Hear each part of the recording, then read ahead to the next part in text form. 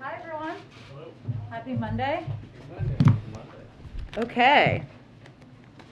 This afternoon, the President will meet with the White House Competition Council to discuss its success thus far in providing concrete cost savings for American families and to discuss plans for further actions in the weeks, months, and years ahead.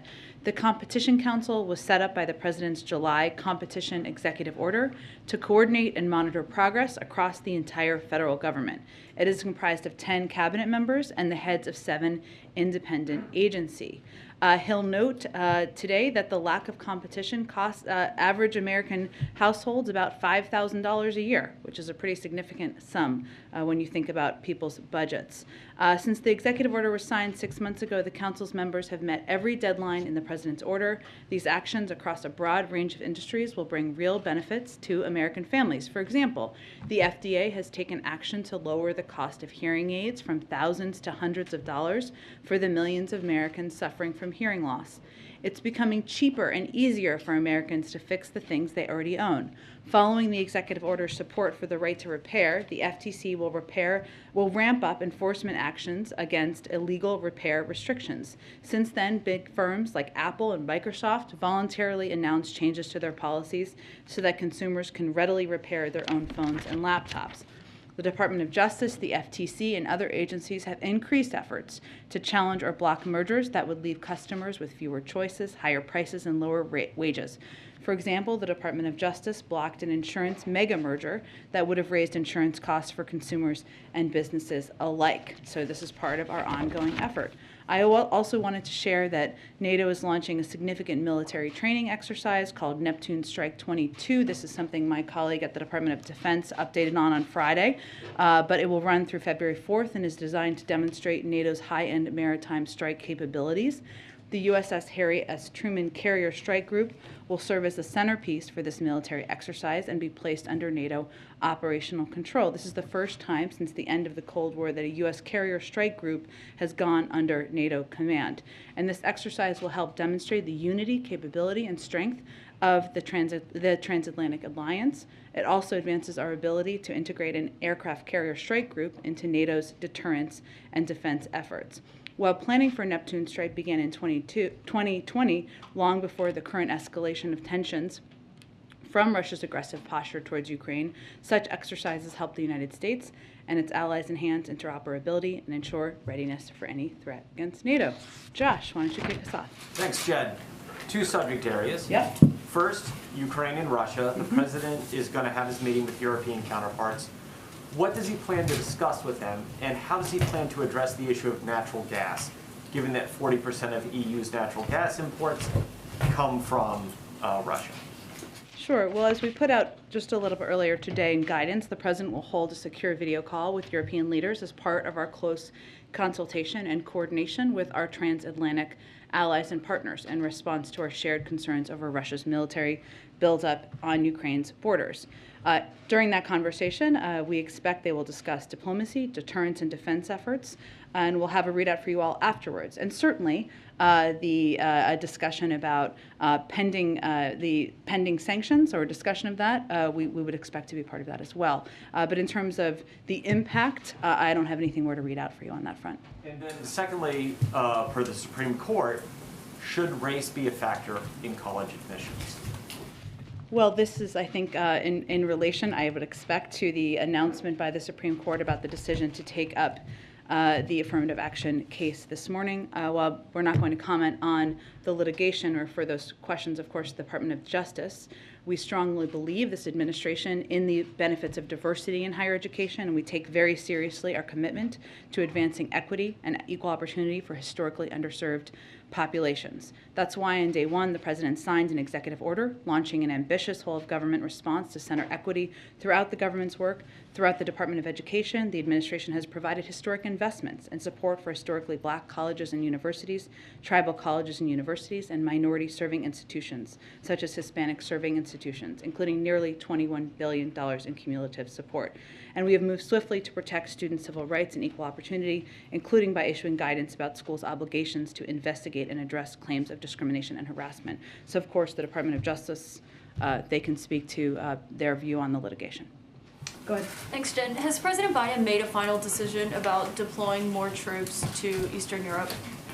Well, let me give you a brief update, and I know that my colleague John Kirby is going to be briefing shortly in about 45 minutes or so at the Defense Department. We have been consulting with allies in deployments and refining plans for all scenarios. We've always said we would reinforce our allies on the eastern flank, and those conversations and discussions have certainly been part of what our national security officials have been discussing with their counterparts now for several weeks. In fact, we've never ruled out the option of providing additional assistance in advance of an invasion.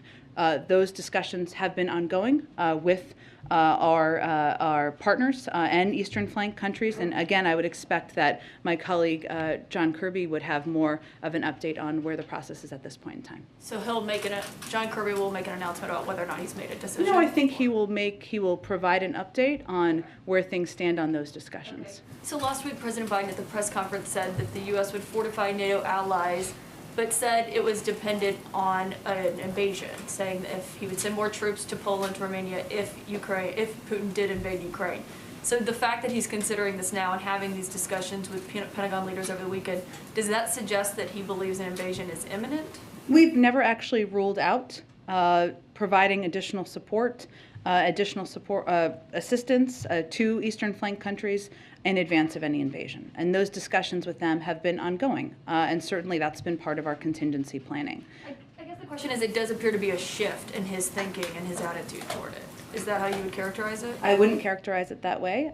We have spoken to the fact that, and we've put out a lot of information about our view of the preparations being made by President Putin and the Russians. While we can't get into the mind of President Putin, we are seeing the preparations that they're making at the border. We have been very clear, and the President has been direct, that military action by Russia could come at any time. He said that last week as well. So we have been in conversations and discussions with Eastern flank countries. Obviously, our Secretary of State just returned from a trip to Europe as well, and he was part of the discussions this weekend too. And part of that has been contingency planning and discussing what their needs have been. My last question is, today the President has this call with European leaders.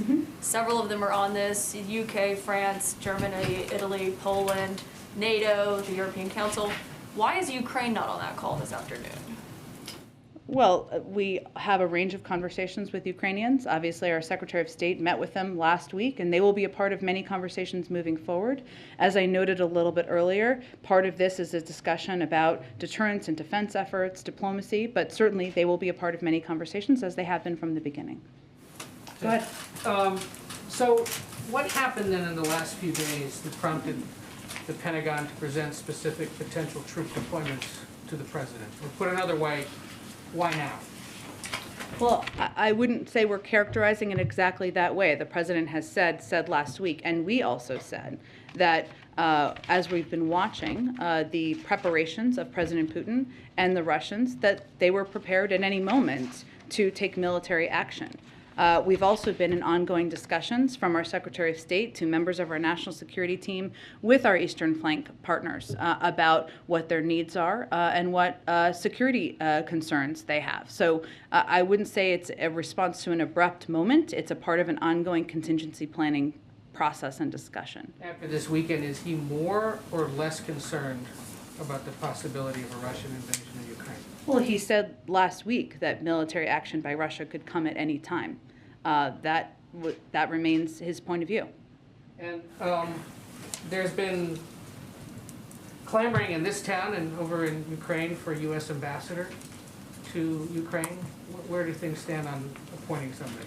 Certainly understand that. I don't have any update on the status at this point in time. The Ukrainian Foreign Ministry said the decision to draw down the U.S. presence in Kyiv at the embassy was, quote, premature and a manifestation of excess caution. Is this potentially the afterglow of what happened in Afghanistan, concern for that, or is something else more specific prompting people to leave? Well, I would say that our State Department regularly reviews and assesses what steps need to be taken for the security of our personnel. I would note that the travel advisory was already at a level 4 since back in October. We've also been closely consulting and keeping Ukrainians abreast. I would say this is more akin to the steps we took in Ethiopia and Kazakhstan than any other country or conflict. One more in Ukraine and then one other quick subject. The House Speaker today has requested a bipartisan all-members briefing on the situation in Ukraine of the White House. Is that something you guys plan to fulfill? We have been in close consultation with members and leadership from the beginning. I don't have any update on this specifically, but that's been our objective and how we have proceeded. So I'm sure we are working to meet the requests and needs of members. And based on some news reports, it looks as if at least Jake Sullivan, maybe others, are talking to senior lawmakers about this on a fairly And we regular have been basis. for weeks. Mm-hmm. On another subject, another violent weekend across the country. There was the shooting in New York. There was a shooting here in D.C. of a police officer. There have been reports of a possible executive actions that the president might be able to take in the realm of police reform or police policy. Where do things stand on that? And might that be coming soon? May I address this weekend first, and I will come around to your question, but I think you had a few in there, important ones to address. The events of this weekend are a reminder that law enforcement officers head into harm's way every single day. They and their families make an extraordinary sacrifice for their communities. The president is never going to be satisfied or complacent when officers are being gunned down or when Americans have to worry about whether they can safely ride the subway or bus or even be at work. We've seen a surge in crime. Obviously, this weekend is a glaring example of that, especially gun violence over the last 2 years, and the president has been aggressive in using the tools at our disposal to combat that. That's why he took early action on gun violence last spring, and it's why he rolled out a comprehensive plan to combat crime last summer. He also believes, as many Americans do, that we can and must have a criminal justice system that both protects public safety and upholds our founding ideals of equal treatment under law. That's why he not only has implemented this comprehensive plan to combat crime, but why he is continuing to advocate for reforms to our policing system. He thinks that we can do both, but I don't have an update on any timings for next step on that. Go ahead. Thanks. First, on the markets, does the president think it's a big deal that today the Dow Jones is down at one point more than 1,100 points? Well, to start with, we focus on the trends in the economy, not any one day and any single indicator. Unlike his predecessor, the president does not look at the stock market as a means by which to judge the economy. I would note that the market is up around 15% compared to when President Biden took office. But our measure of success is really how real working families are doing, whether they have a little breathing room, whether they have a job that delivers some dignity and a paycheck that they can support a family on. And we've seen a great deal of progress made on that front. Thank you. On schools in Virginia, 7 districts representing 350,000 students are suing the state. They're hoping to get a strict mask mandate for students that has been rolled back by the new governor reinstated. So who does the president think knows best for students? School board members or parents? Well, the president believes that public health officials have the best guidance on what we can all do to protect ourselves, including teachers, administrators, and students. It's always been up to local school districts to determine how they're going to approach what implementation measures they are going to put in place. But here's what we know from public health officials, who are the experts on a pandemic. Studies show that masks reduce transmissions in school. They are a proven tool that helps keep students and teachers safe from COVID, and they can thus help keep schools open and safe. In short, we know it works, and we need every leader to focus on using the tactics we know work to keep our students safe and our schools open. I know you mentioned Virginia, but in Texas, the state is fighting a critical public health measure to protect our children and keep our schools safely open for Head Start communities. A provision that is requiring masks to keep students and keep communities safe. They're fighting against that. Why is that? I think that has more to do with politics than it does with public health. But right now in Virginia, the law is, now that there's a new governor, but students should not have to wear masks if their parents say that they don't think they need to wear masks. So if a parent wants to send their kid to school with no mask, should that child be allowed to go to school and be in class? Again, what we're advising school districts on is to abide by public health guidelines and follow public health guidelines. And it's about keeping an entire community safe. And those are the decisions that are being, that people should focus on making. And just so that it's crystal clear for anybody watching, you guys think that ultimately in this conflict between school board members and parents, the school board members should have more of a say in what That's a actually child. not what I said. I think everybody should abide by public health guidelines, not just to keep their own kids safe, but keep their school community safe, whether it's teachers, classmates, administrators, others in schools. Okay, on crime, to follow up on what Ed was asking about, would you agree that the most important job for any president is to keep Americans safe? I would agree. So you said that the president's never satisfied if people don't feel safe. Does he know that after a year in office, people do not feel safe in this country? Well, Peter, I think if we look at the facts here, we've seen a surge of crime over the last 2 years. Would you agree with that? So what are you attributing the rise in crime to then? Well, I think we should be responsible in how we're reporting to the public what the roles are, what the reasons for the surge in crime. Gun violence is a huge reason for the surge in crime.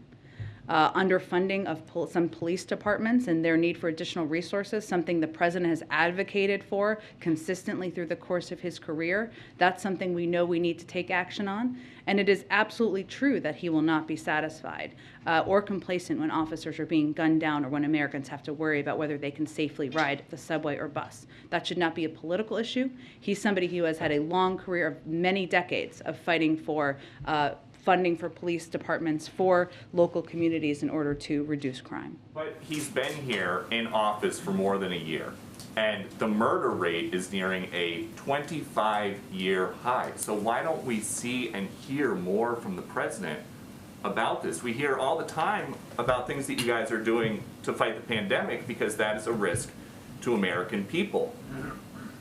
A rising murder rate is a risk to American people too, right? And he has spoken to crime. But I think what people are most focused on, as they should be, are what actions he has taken. He has unveiled a strategy to focus federal law enforcement resources on combating violent crime, offered unprecedented levels of funding through the rescue plan for cities and states to put more cops on the beat and invest in proven community anti-violence programs, something every Republican voted against. The Department of Justice has announced $139 million in grants to cities for community policing, which will put 1,000 more officers on the streets. He's also proposed doubling those grants, and he's called for an additional $750 million for federal law enforcement. He's announced a zero-tolerance policy for gun dealers who willfully sell illegal guns, and we've launched gun trafficking strike forces in New York and cities across the country. Actions are important here, and he has a long record of them. But does the president think that any of that is working?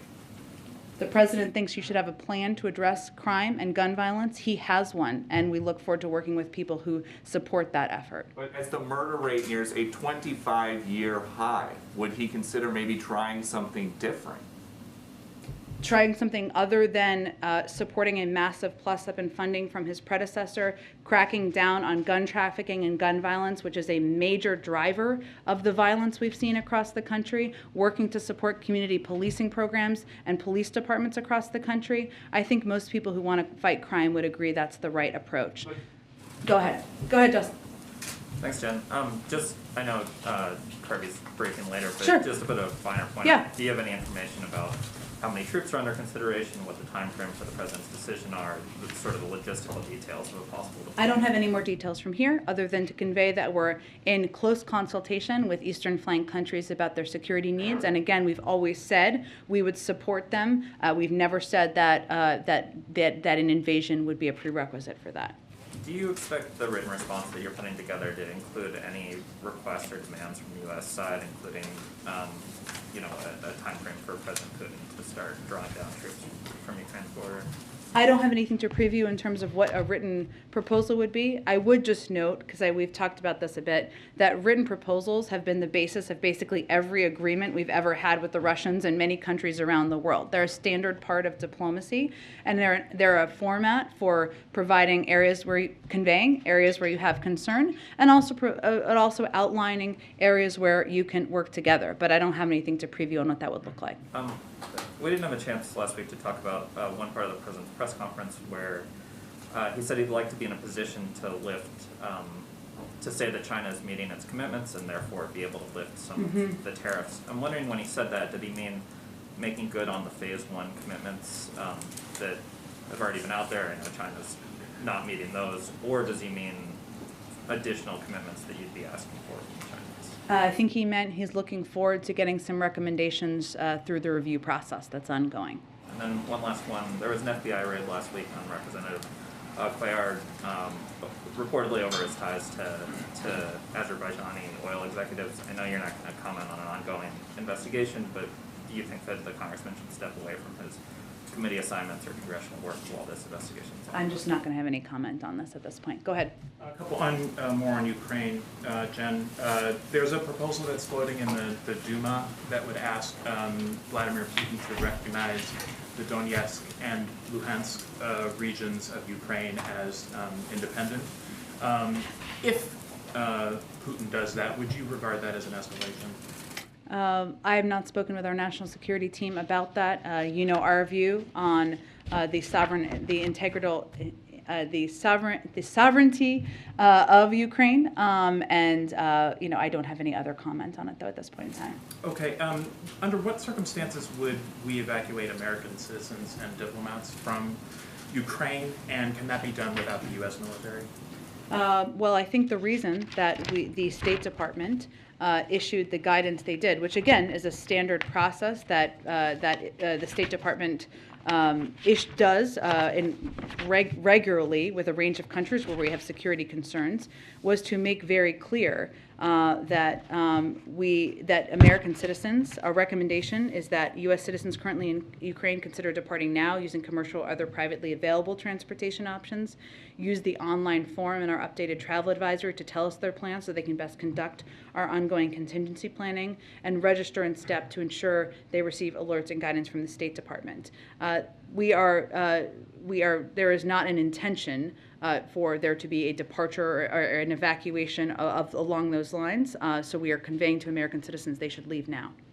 Okay. And in fact, that there's not precedent beyond Afghanistan for that to be how it operates. Got it. And then just more broadly, for years, NATO members have fallen short of their defense spending commitments. Last year, more than 60% of the alliance's 30 members, including half of the Bucharest 9 that are right near Russia there, failed to meet their 2% GDP spending commitment. If Europeans aren't willing to expend blood and treasure on their self-defense, why should Americans be expected to do so? Well, we are continuing to advocate for all members to reach the 2% goal. That has been the president's position since he was the vice president, so for many years now. I would say that we have a sacred obligation under NATO, and we believe it is also in our interest to support our eastern flank countries and their security, and also to be clear about the value we have as Americans, which is that no country should be able to take with force another country as Russia is attempting to do at this point in time. One last one. You said that military incursions by Russia into Ukraine would trigger stiff economic sanctions. Does that apply to our policy with China and Taiwan? If there was a military incursion of some kind into Taiwan, would there be economic sanctions? Could China expect that? I don't have anything to preview on that at this point in time. Go ahead. Thanks, Jen. So at the press conference last week, the president spoke a lot about Build Back Better and his thoughts about sort of where the sweet spot might be to save as much of that as he can. I think the next day, Senator Manchin was asked if he'd spoken with the president. He said he hadn't yet. Has there been any direct conversation between the president and Senator Manchin since last week? We're just not going to speak to or confirm any conversations the president has with members of the Senate moving forward. Can you broadly give us a sense when those conversations will sort of ramp up in earnest?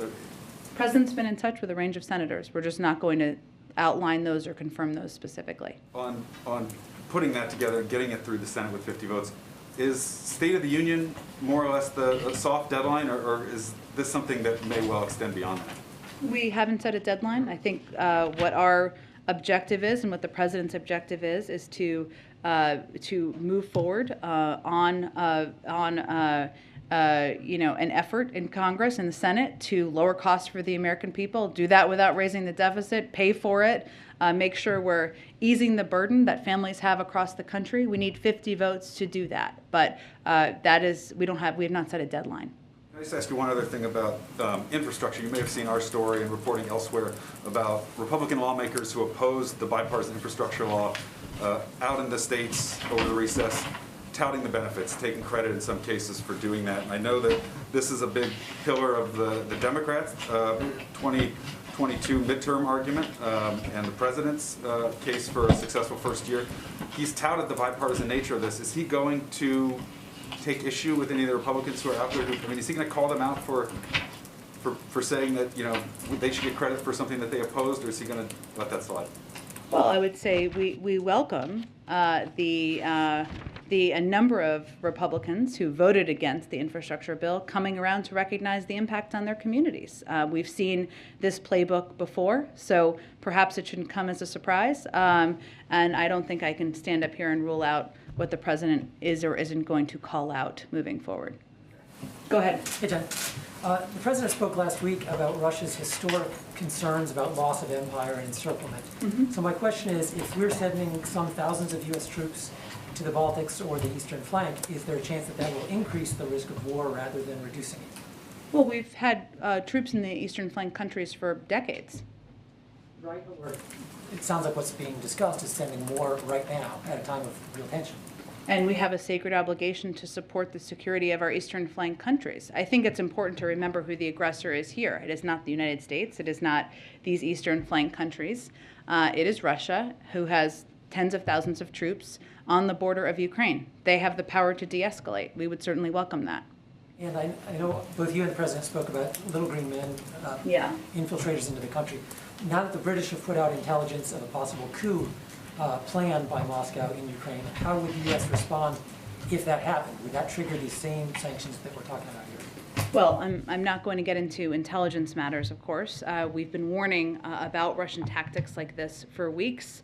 Reports of this kind of plotting are deeply concerning. If acted upon, would constitute a severe escalation, and certainly there would be consequences. And then just one more on the SCED. I know we've all been anticipating the president's going to hit the road. Is the reason there's nothing on the public schedule these tensions involving Ukraine, or another reason? I expect we will have some travel very, very soon. We're just looking to finalize the details. Go ahead, Kimberly. Thanks. Couple of questions. First, a quick housekeeping question. Sure. Can you confirm the Qatari Emir will be coming to the White House at the end of the month, and if the discussions will center around energy supply to Europe?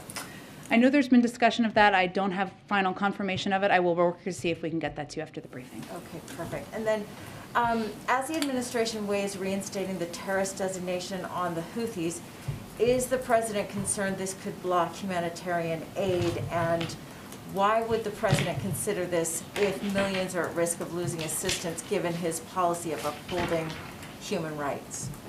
Well, let me first say that we call on all parties to the conflict to de-escalate, abide by their obligations under international humanitarian law to ensure the protection of all civilians, and participate fully in an inclusive UN-led peace process. All parties must commit to a peaceful diplomatic solution to ending the conflict and advance a durable resolution that improves the lives of Yemenis and allows them to collectively determine their own future. There have been dangerous escalations in days, which is of course why you were asking. These escalations only exacerbate a dire humanitarian crisis and the suffering of the Yemeni people. We are deeply concerned by these reports, and we are continuing to engage at a diplomatic level. And our special envoy, Lender King, reaffirmed our unwavering commitment. He has been recently on the ground pressing parties for de-escalation and protection for civilian lives. And then quickly, a UK court is now allowing Julian Assange to appeal his extradition to the United States. The Justice Department, as you know, isn't commenting. But what about the president? He says press freedom is critical for democracy, so why is he continuing to pursue this case? Is the reason that he's pursuing this Trump-era case because Julian Assange embarrassed the Democratic Party in 2016. Again, this is under the purview of the Department of Justice, so I don't have any comment from here. Go ahead. Thank you. On the Palin New York Times case, I know you can't maybe speak specifically to the case, but does the White House have any concerns about threats to press freedoms, press access, to the limits of the First Amendment protection? I obviously can't speak to the case, so I appreciate you saying that at the top. I will say that I think the president has shown that he respects the value of the freedom of the press.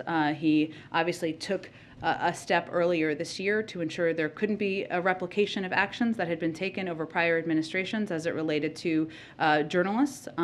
So I think that speaks to his commitment, but I don't have any more comment on the case. And then following off of Ed, I know you guys have forecasted potentially policing reform, executive action. Some civil rights advocates also want to see additional voting rights executive actions. Is there anything, any details or any timeline for what you think the president, the White House may do there, considering that it's stalled in Congress? Well, the president is going to keep fighting till his last breath, as you've heard him say, on voting rights, because he thinks it's so vitally important. We did do an executive order early on in the administration, which was quite extensive and comprehensive, that is still being implemented. In terms of additional executive orders that would be possible, that we have the authority to do, I don't have anything to predict along those lines, but we are going to continue to fight to get federal legislation passed. We are going to continue to work with states to ensure that there is proper protections and there is, of course, more work ahead. Go ahead. Yes, there are currently at least 150 American military advisors in Ukraine, including members of the Florida National Guard. Are those soldiers going to remain in Ukraine? Are there contingency plans if hostilities break out to remove them? What's their disposition? I would point you to the Department of Defense to ask them that question. My colleague mentioned Afghanistan, and one of the things that you hear among Russian propaganda in Ukraine is that the United States is an unreliable ally, that it's using Ukraine as a pawn, and they point to the U.S. withdrawal from Afghanistan as evidence that the United States cannot be counted on. How does the United States respond to that, and has the Afghanistan withdrawal complicated diplomacy in this regard? It is not in our experience. The president ended a 20-year war in Afghanistan, something he had talked about consistently doing for some time as he was running for president and even before then.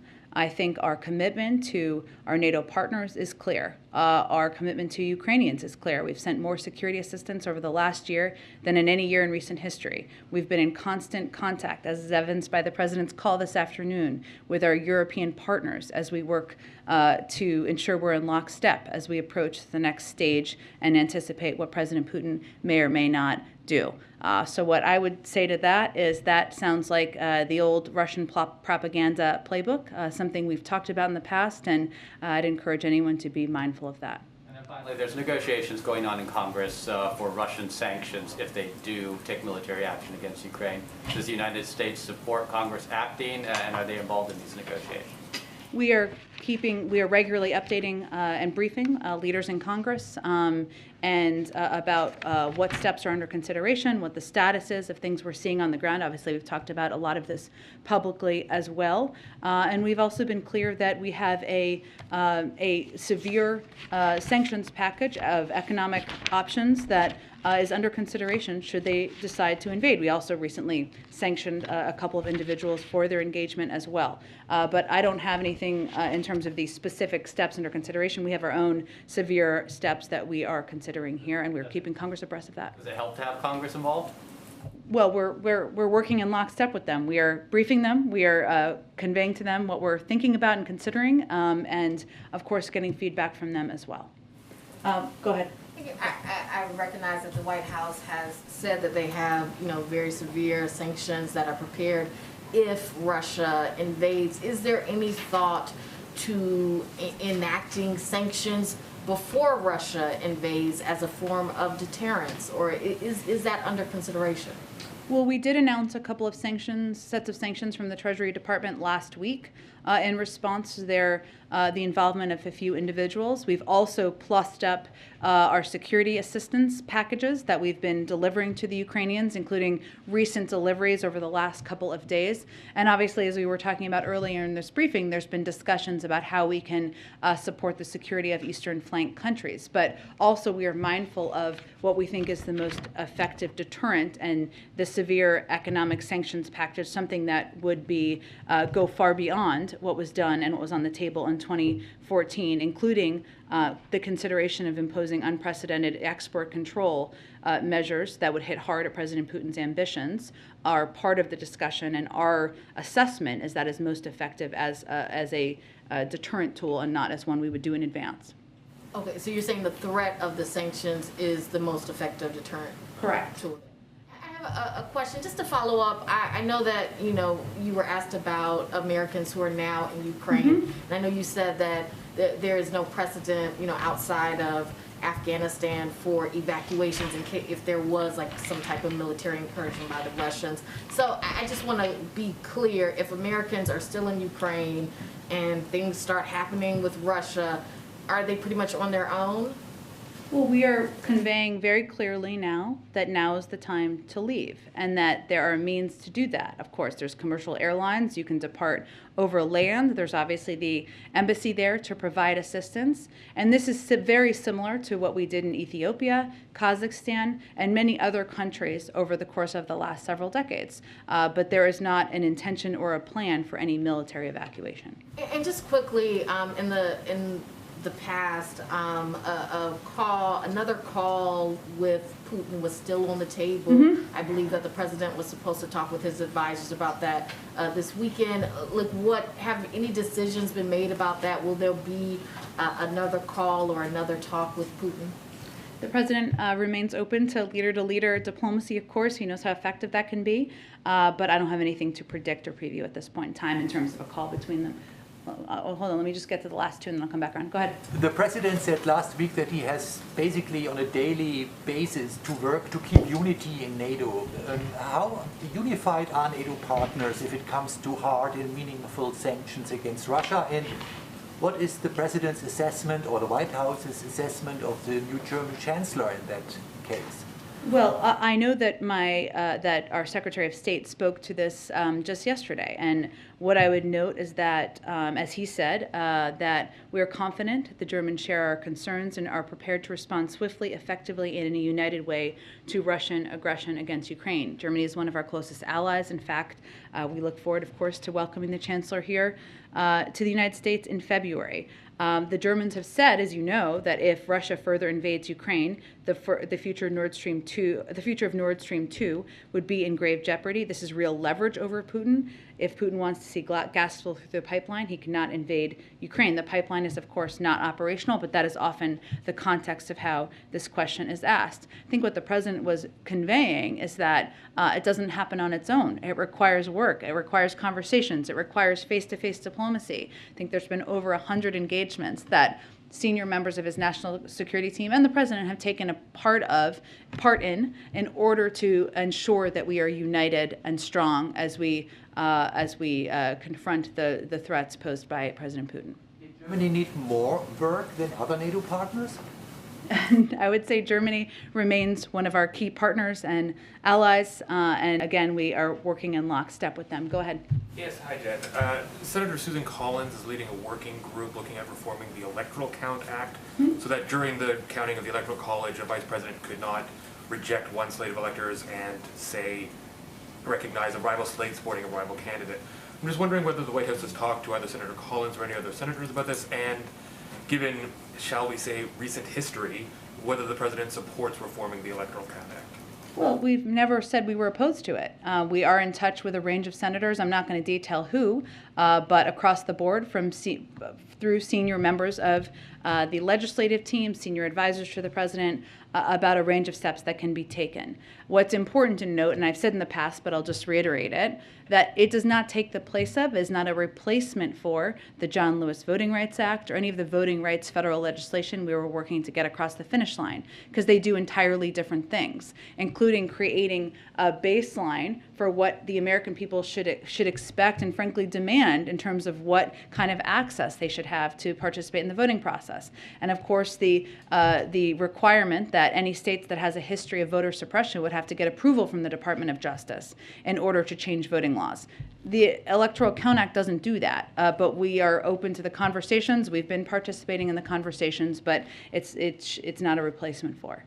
On a different subject, so much of the public discourse about so-called Havana syndrome has come from anonymous leaks, and I'm just wondering how soon will the National Security Council release their expert report on Havana syndrome and these anomalous health incidents, and will this report be made, public in a fulsome way?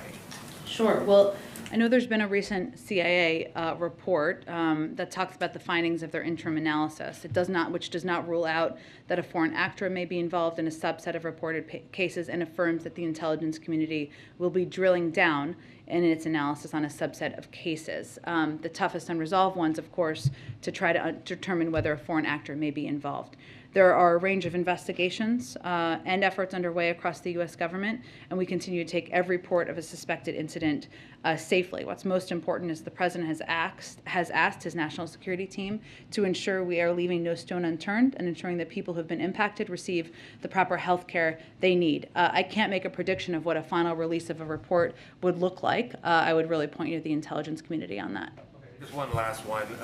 Just yesterday in D.C., not far from here actually, there was an anti-mask, anti-lockdown rally where some of the rhetoric around that was talking about Nuremberg-style trials to hold Anthony Fauci to account, to go after the media for spreading lies, things like this. I'm just wondering how the administration is going to respond to what appears to be a growing intensity and potential for violence in the anti-vax movement.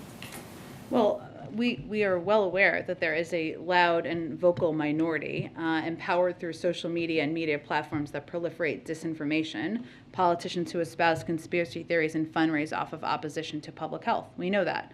We also know that 87% of American adults have at least one shot. That's the vast, vast majority. And over 210 million Americans are fully vaccinated. So our view is that it's wrong, it's dangerous, and it stands in the way of a coordinated effort to save more American lives. Only 25%, I don't have the number in front of me, it's closer to 25% have their booster, right? Do you feel like you guys are sort of losing the war when it comes to the messaging on the importance of these type of public health measures like getting vaccinated? Again, our view is that it's a loud and vocal minority, but still dangerous, still problematic. The fact that 87% of American adults, all of those people, of course, mathematically did not vote for Joe Biden, have had at least one shot, means we've far surpassed where I think most people think we would be. It's difficult and challenging, of course, to get more people vaccinated. We know that. And, of course, efforts that are dangerous and wrong by groups like this are problematic, as is the spread of misinformation on social media platforms, unfortunately, out of the mouths of some prominent officials. All of that is problematic and harmful. But again, I think we should be mindful of the large percentage of people that have had one shot. 75% have had two shots. Obviously, our effort has been to get more people boosted. But if you're starting the process, that's a good sign. Just two follow-up for taking a work in the room before coming back. Just two more details on Ukraine. Was there something specific that prompted today's meeting with those European leaders?